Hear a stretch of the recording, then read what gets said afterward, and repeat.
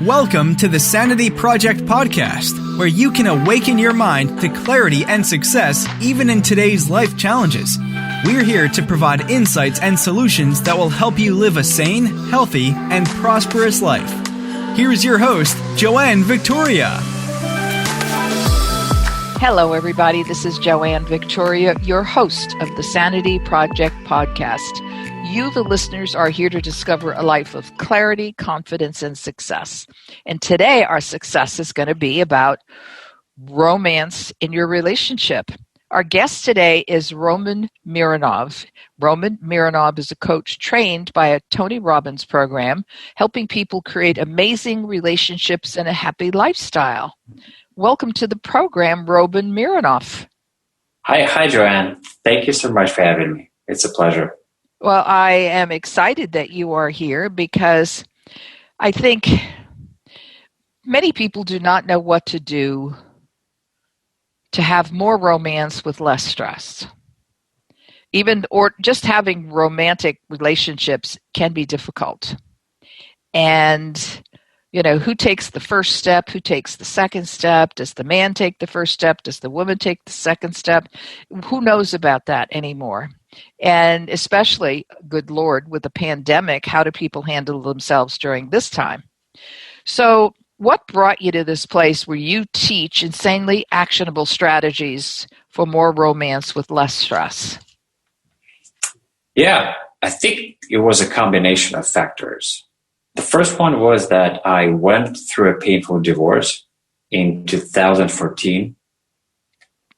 And the reason my wife divorced me was the fact that I was so bad with women.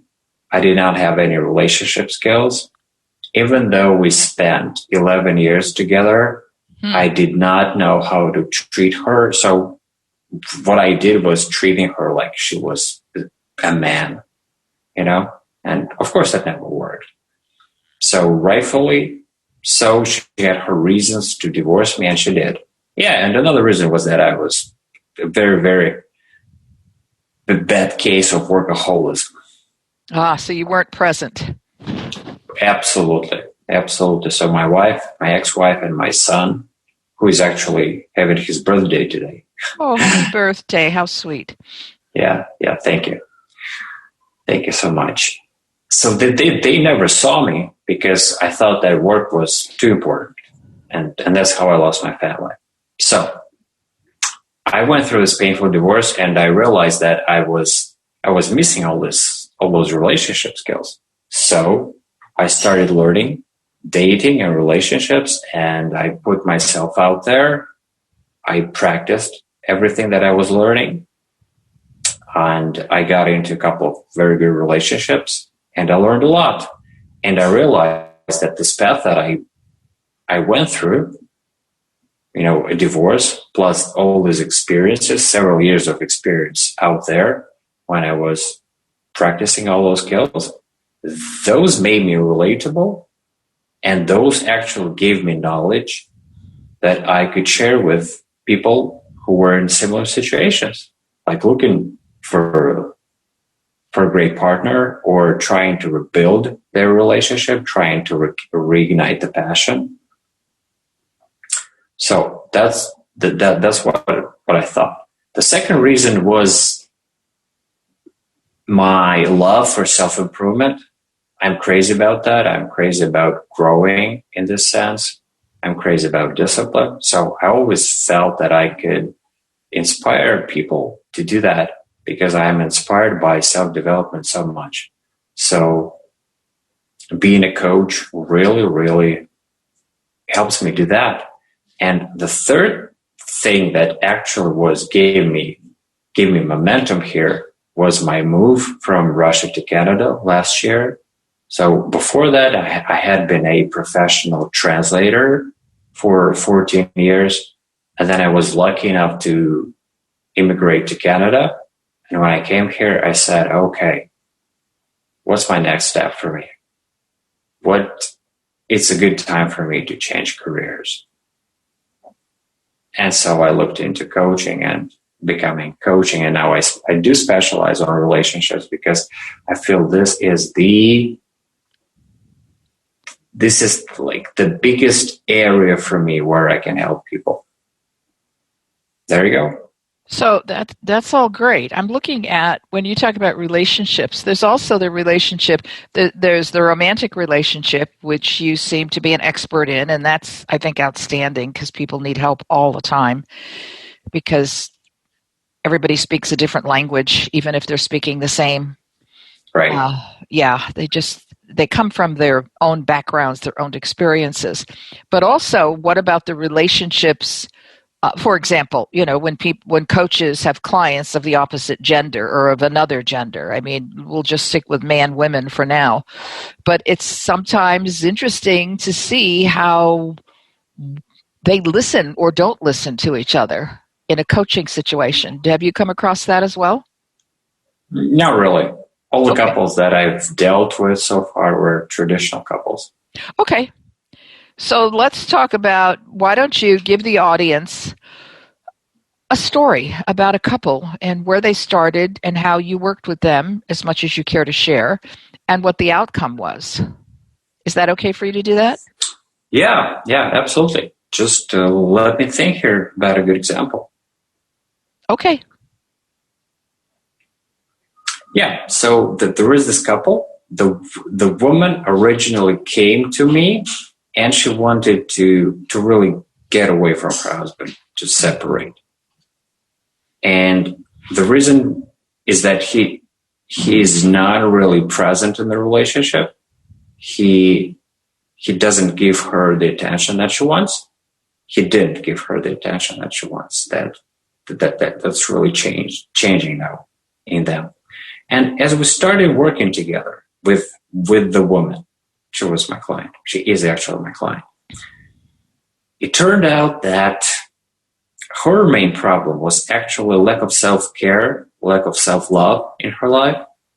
And because she did not love herself, she made it impossible for her husband to love her.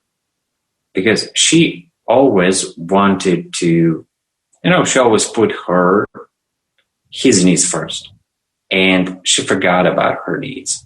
And in this sense, she was dissolving her identity in his life.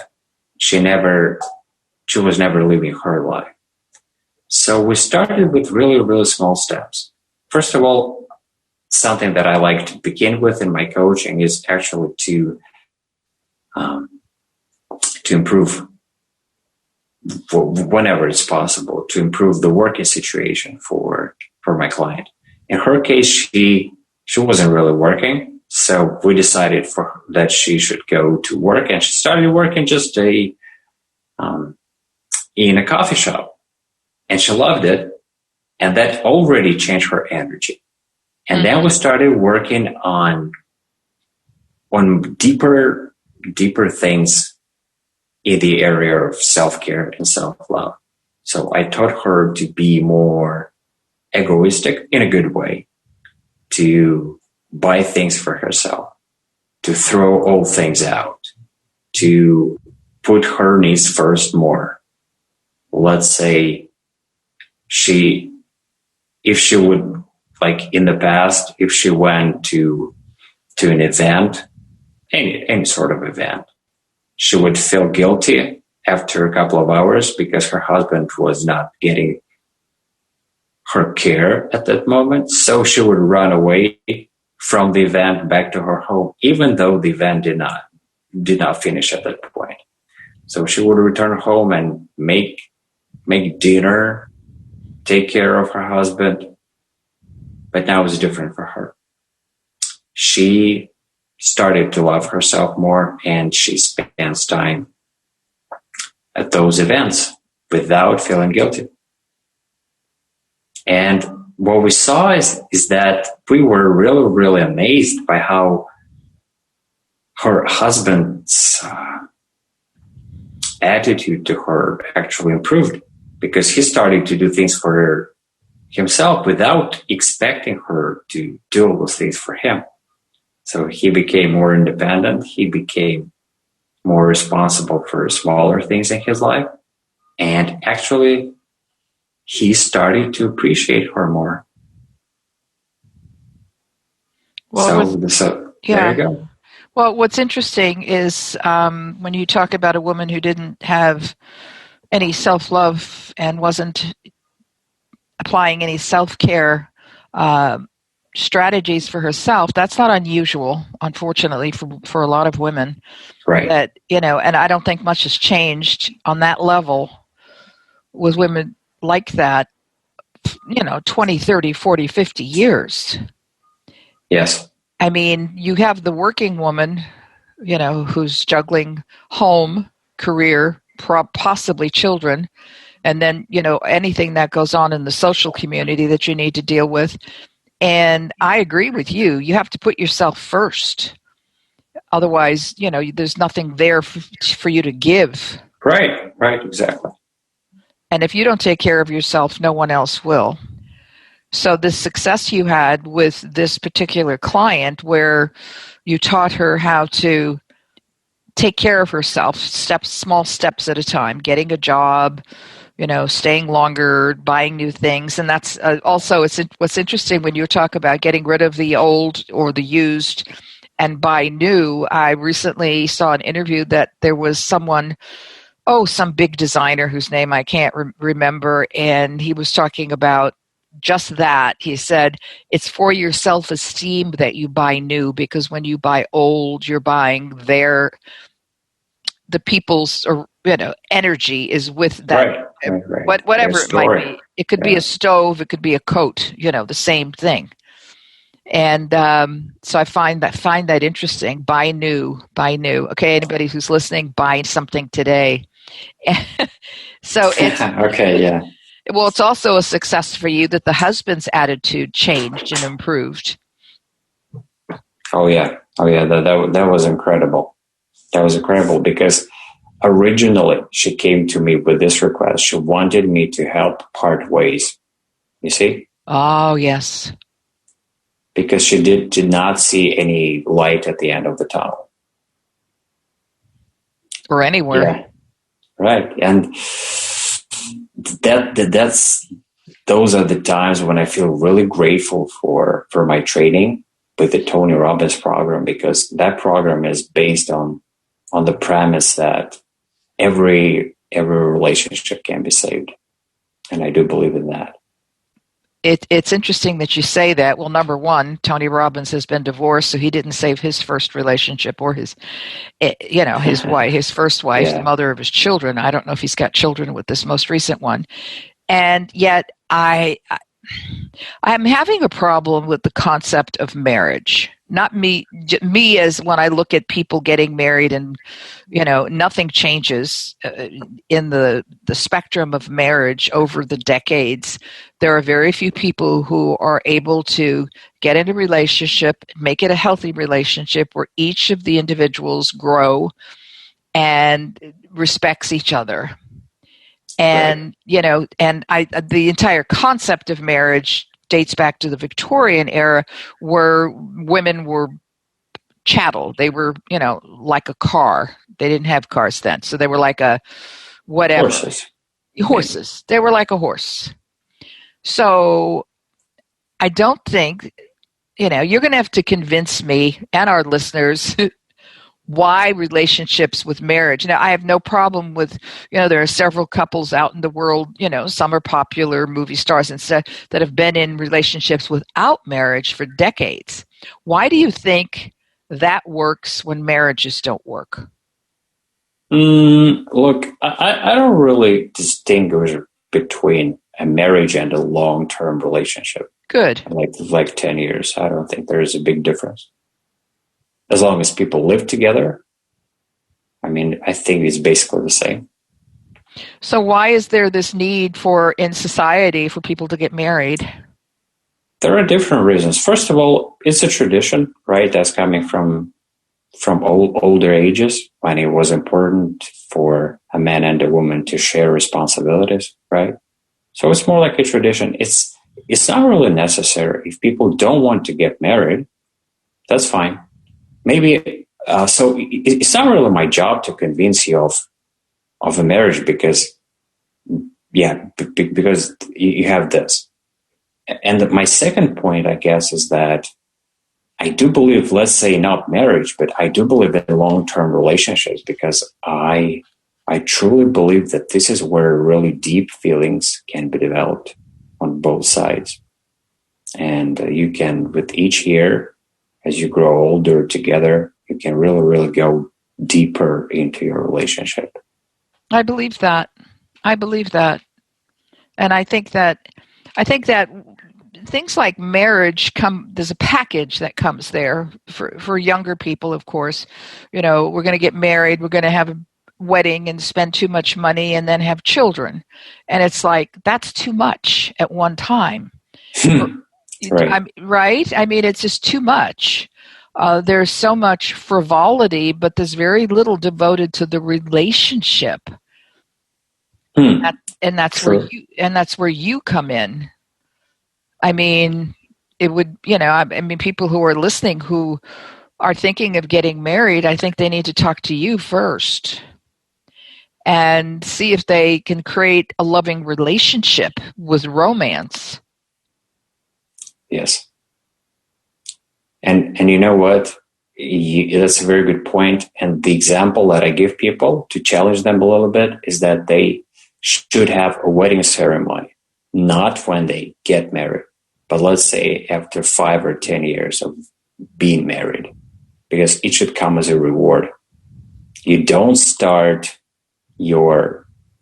it's just not a good idea to start your marriage with something such great. So it's like starting it on a high note and then you end it on a low note. And there's nowhere else to go. When you start at the top, you're done. Exactly. For most people. I'm not saying that you or I would be in that, hopefully never again, in that situation. But I think you need time to get to know the people you're with. And I don't think you can do that unless you live with them.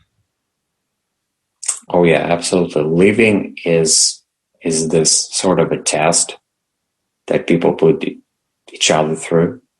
Yeah. And it shows all the strengths and weaknesses. And it really, people oftentimes pretend before, in the first months of their relationship, they try to hide their weaknesses. Right. But when they started living together, it's 3 days and all weaknesses come out. Everything shows up. Yeah. Yes. Exactly. When you're sharing, a bedroom, a bathroom, a kitchen, whatever, it's like you can't escape that. You cannot escape that. Very difficult unless you have a very large house. Or, and you never see each other, right? Yeah, except for dinner.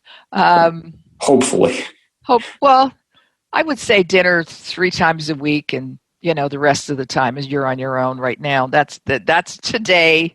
So it might be different when you people are listening to this, knowing that this episode of the podcast is recorded. So I could change my mind in a heartbeat, and I have done that before. But it's you need to live with someone before you get married. Not the reverse. And even if you're dating, it's not the same. Right. Are we washing dishes? No, just walking around. Okay. So what else can you tell us? What strategies can you give our audience today that are actionable strategies that they can use? Let's say if they don't want to call you for a session. Let's say there's a couple who are having problems, whatever the problem is. I mean, what can they do? Well, it depends on the problem, of course, right? Well, then that's up to you to give me the problem and the solution, Roman. All right. So let me start with a very general thing. The best thing that works all the time is actually being able to give love unconditionally. That's what all relationships are about.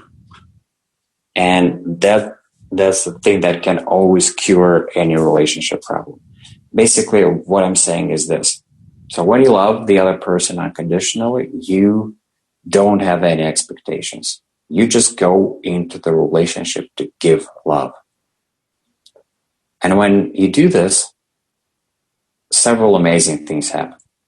First of all, when you give love, you feel it.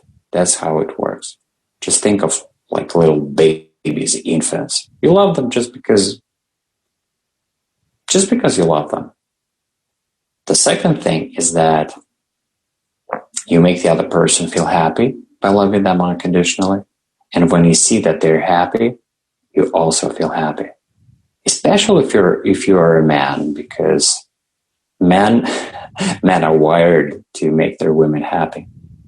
And the third thing, when the other person sees that you're coming from the beautiful place of unconditional love, they feel safe, they feel secure, they feel loved, and then they start giving love back to you.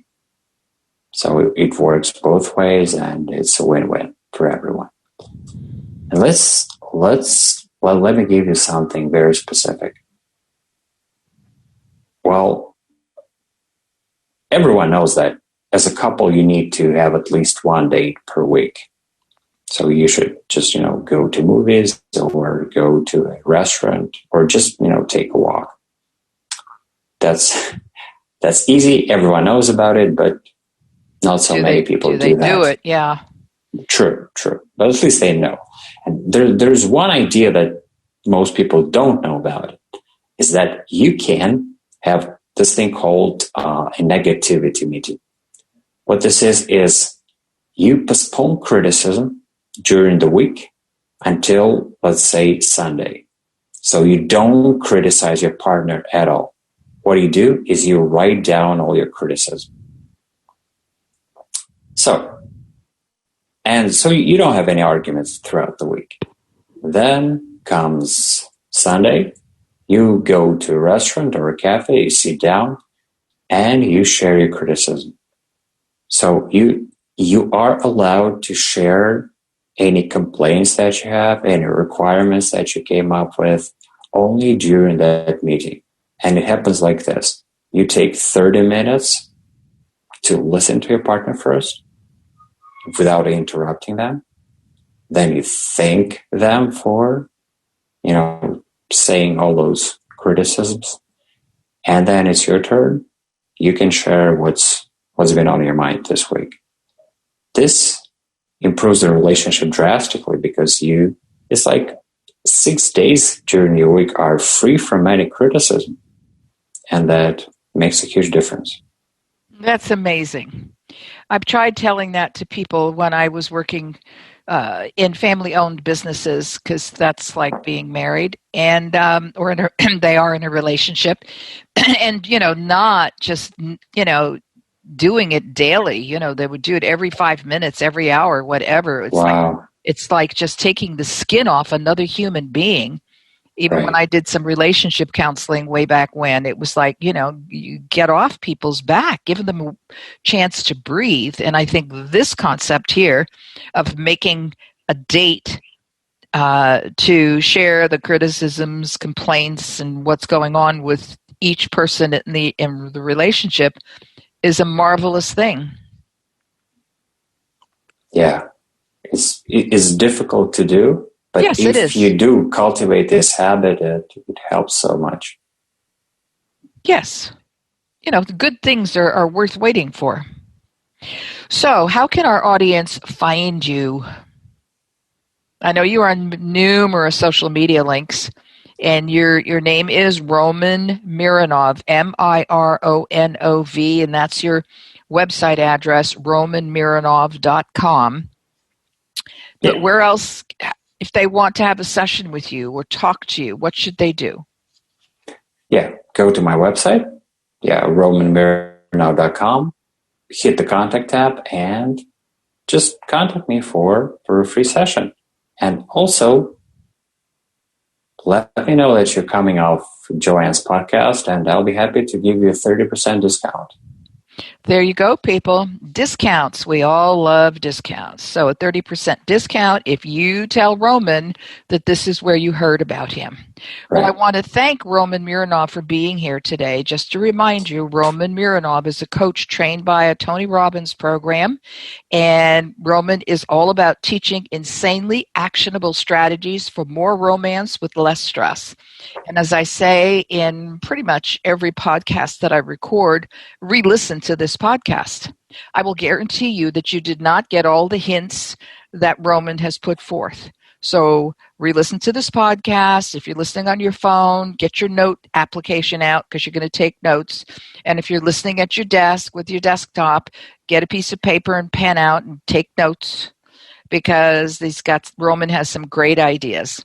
I want to thank Roman for being here today. It's been an intriguing yet interesting recording, and I wish you the best, Roman Mironov. Thank you, Joanne. Thank you so much. It's been a privilege and a pleasure as well. I'm grateful that you were here today. Take care, everybody. Bye-bye. I hope you enjoyed this episode of the Sanity Project podcast.